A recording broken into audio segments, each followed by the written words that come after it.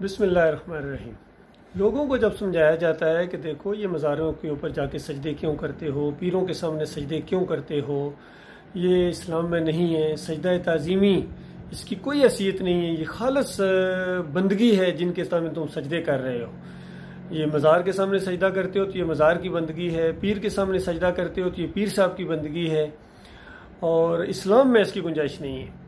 तो ये दो वाक़यात लाने की कोशिश करते हैं अपने दीन के अंदर से, यानी कुरान और हदीस के अंदर से लाने की कोशिश करते हैं। एक आदम अलैहिस्सलाम का सजदा, कि वो जो फरिश्तों ने आदम अलैहिस्सलाम को सजदा किया था इसकी हकीकत क्या है, और दूसरा यूसुफ अलैहिस्सलाम को सजदा जो उनके भाइयों और वालिदैन की तरफ ये मंसूब करते हैं कि ये आखिर ये भी तो ताज़ीमी सजदे थे।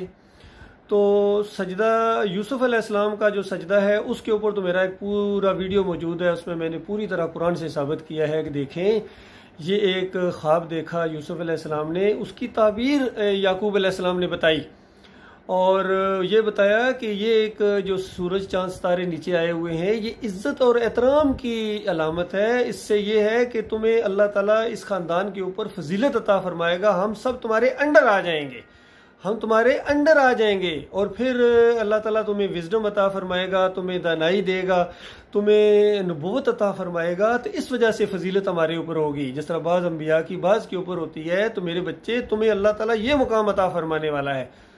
तो ये जब अल्लाह ताला ने वो सब कुछ दे दिया तो सारा ख़ानदान शुक्रगुजारी के तौर पर अल्लाह के सामने सजदे में गिर गया। ये सादा सी बात है। तो इसमें तो यूसुफ अलैहिस्सलाम को सजदा नहीं हुआ, बल्कि वो सजदा शुक्र था जो अल्लाह को हुआ। अब मैं आपको आदम अलैहिस्सलाम के उस सजदे की हकीकत आपको बताता हूँ कि देखिए अल्लाह ताला ने एक शहाना अंदाज, क्योंकि अल्लाह ताला बादशाहों का बादशाह है, और बादशाह जो होता है वो चाहता है कि आम बादशाह की मिसाल ले लो, देखो किस तरह एक बादशाह क्या चाहता है कि उसके जितने वो रियाया हो वो उसकी फर्मा बरदार हो, और जो उसका हुक्म मानता है वही उसको प्यारा होता है। और जिस तरह हमारी फ़ौज में ये बात एक कही जाती थी, मुझे अभी तक याद है, there is not to say why, there is then to do and die. यानी ये वाई वाला मामला नहीं है, कोई हुक्म दिया जाए और कहा जाए क्यों ना, हुक्म की फर्माबरदारी करो चाहे तुम्हें मौत आ जाए, ये है सिस्टम। एक वाक़या भी छोटा सा मुझे याद आ रहा है कि किसी ने हिटलर से पूछा कि तुम्हारी कामयाबी का राज क्या है, तो उसने बाहर निकल के एक सामने वो जवान था जो पहरा दे रहा था किसी पोस्ट के ऊपर खड़ा हुआ, तो उसको सिर्फ इतनी बात कही कि जंप, उसने बगैर सोचे ऊपर से नीचे जंप लगा के अपनी टांग तोड़वा दी, और उसने उसकी तरफ देखा और कहा कि देखा ये है मेरी कामयाबी की राज, मेरे सिपाही इस तरह मेरी अतात करते हैं। तो इस तरह का जब नज़्म ज़ब्त होता है, अतात होती है, तो उसके अंदर ताकत होती है। अगर वो खालिस अल्लाह की रज़ा के लिए हो, दीन इस्लाम के तहत हो, तो अल्लाह की बंदगी बन जाता है। और अगर सिर्फ अपने किसी बादशाह की और अपने अमीर की और अपने किसी हाकिम की रजामंदी के लिए हो, उसके डर की वजह से हो, तो ये फिर कुफ्र शिर्क भी बन जाता है। तो ये मामला है, अल्लाह ताला की जो मखलूक है फरिश्ते, ये नो कर ही नहीं सकते हैं, ये बस अल्लाह का हुक्म मानना ही उसकी बंदगी है। और असल प्रॉब्लम जो था वो इबलीस के अंदर था।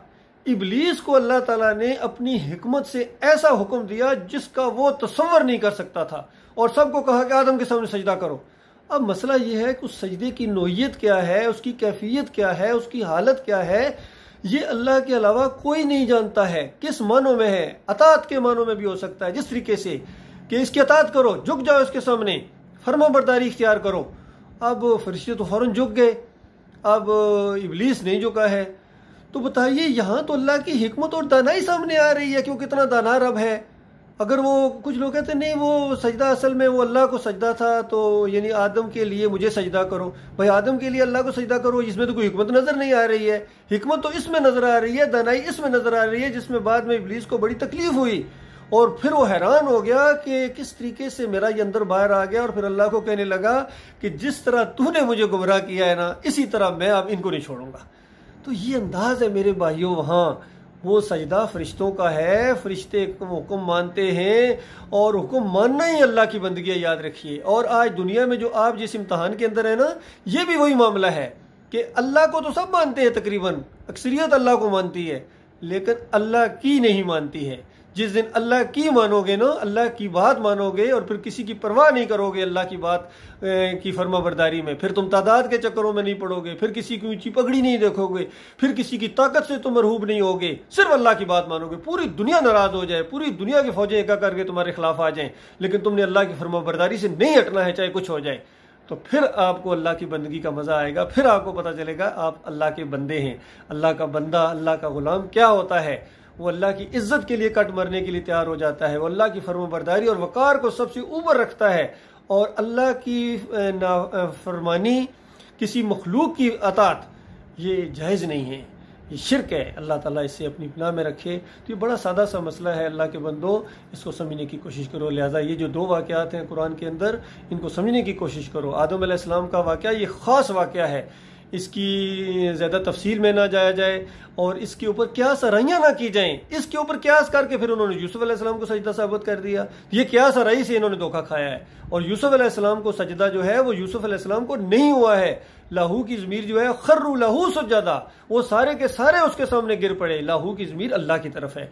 यही जो मोहित किस्म के आलिम दीन थे, उन्होंने इसकी यही तशरीह की है और ये कहा कि देखो ख्वाब की ताबीर होती है। ख्वाब देखा गया कि सूरज चांद तारे नीचे आए हुए हैं, झुके हुए हैं, इसकी ताबीर सही मानों में वो हुई है। और 6 नंबर आयत के अंदर सूरह यूसुफ के अंदर याकूब अलैहिस्सलाम ने उसकी ताबीर बता दी। अल्लाह ताला गौर व फिक्र करने और दुरुस्त मौक़िफ़ की तौफ़ीक़ अता फरमाए, और अल्लाह ताला जो है हर तरह के शिरक और कुफ्र से हमें ताला बचाए, और ऐसे नज़रिए हम न गढ़ें कि जो पूरे कुरान का इनकार लाजम आए। और ये जो कुरान से अपने मुशरकाना अकायद को साबित करने की कोशिश करते हैं, ये बहुत ही बड़ी नादानी है कि कुरान से साबित किया जाए कि अल्लाह के अलावा दूसरों को पुकारना ये जायज़ है। जिस तरह महमूद अल हसन साहब ने तफसीर शबीर अहमद उस्मानी की सूरह फातिहा की पहली कड़ाके की तौहीद की आयत को शिर्क के अंदर बदली कर दिया। इसी तरह और कितने हैं जो वास्ते वसीले साबित करते हैं कि देखो कुरान में नहीं है वास्ता वसीला, उसके यहाँ वसीला तलाश करो, वहाँ कुर्ब के मानों में है, और वो जहाद और अल्लाह की बंदगी से होता है। बाकी बंदों का वास्ता वसीला देना ये शिर्क है। इसी तरह वो नज़र न्याज को कुछ कुरान से साबित करने की कोशिश कर रहे हैं। अब ये सजदों को कुरान से साबित करने की कोशिश कर रहे हैं, जो अपने पीरों और मौलवियों और दरबारों और दरगाहों को सजदे करते हैं, जवाज़ में जनाब वो कुरान से साबित करने की कोशिश करते हैं। बताओ अल्लाह के बंदो, क्या वो फरिश्तों वाला वाक़या अल्लाह ने इसलिए पेश किया था कि कल अपने पीरों और मौलवियों और कब्रों और दरगाहों को तुम सजदे करो और फिर उसको जनाब आदम अलैहिस्सलाम का वाक़या लेके आओ, इसलिए वो वाक़या पेश आया था? हरगिज़ नहीं। वो वाक़या इसलिए था कि अल्लाह की फर्माबरदारी करनी है, और आदम की औलाद ये है, असल अल्लाह के बंदे वो हैं जब इनसे कोई भूल हो जाए, गलती हो जाए तो फ़ौरन अल्लाह से माफ़ी मांग लें, अपना मामला अल्लाह के साथ दुरुस्त कर दें।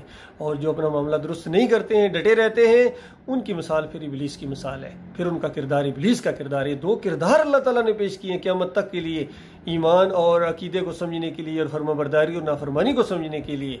इसलिए अल्लाह के फर्माबरदार बंदे बन जाओ। अल्लाह के सामने झुको, अल्लाह के अलावा किसी और के सामने झुकना, रुकू, सजदे खालिस शिर्क है। अल्लाह ताला इसे अपनी पनाह में रखे।